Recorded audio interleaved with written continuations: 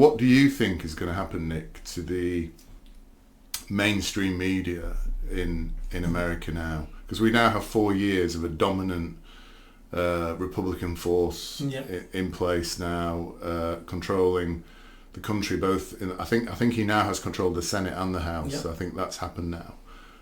What is going to happen to the mainstream media, CNN, MSNBC, all these major political media organisations? Well, both those organisations have just lost millions from the stock exchange. Their viewership, their key programmes in the evening, most of them have, over the last week, their viewing has dropped by half. So I don't know what's going to happen to them. They either start reflecting the American people, in which case they may survive, or they keep going down this left-wing rabbit hole, and will still attract viewers because there's people already down that hole. But is there enough people down that hole to keep these businesses afloat? And I would say there's probably not. I heard something the other day that Elon Musk may be interested in buying CNN. Oh, really? $3 billion. Well, that's interesting. Not saying he's going to, but these are rumours That's online. peanuts for him, isn't it? Yes. I mean, he's lost 25 million buying Twitter. 25 billion. 25 billion. I knew he was going to lose that straight away. Yeah. So we'll see what happens there. The liberal, we call them the liberal elite, but even they're in different sections. So some of them will be kind-hearted, decent people. That's because we moved here. Kind-hearted, decent people who are left-wing by nature, but are decent. But we've also got the ones there who are ideologues, who are authoritarians. They won't give up that easy. They'll be looking at themselves going, we've got 4 years of Trump. And then we start again. And maybe we can get, we beat Trump the last time he was in power.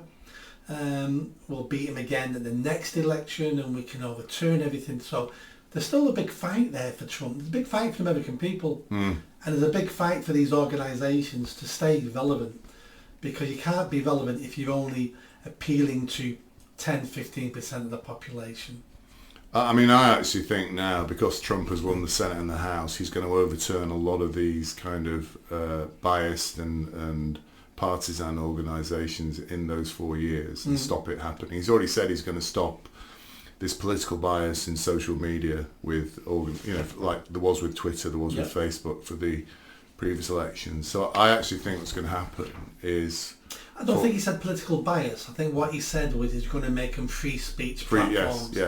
That you can, if you are interfering in free speech, if you're vetting certain people's comments and you're barring certain people, all that needs to be open. Yes. Right of appeal. Yeah. And if you're shown to be guilty in penalising people because of their political views, the government will come down on you. Yeah, but I think we know now for certain that both Twitter and Facebook in the last election were influenced by the government to promote pro-democratic and reduce the Republican. 4 years ago, absolutely. We saw the Twitter files that came out. Yeah, so I think he was talking about that, Yes. saying that's got to stop. So if that stops, I think, and if people start getting the proper information, I think J.D. Vance will be in and he'll be in for 8 years after that. So I think we could be looking at a 12 or 13 year Republican term here. That's too far in the future to even contemplate.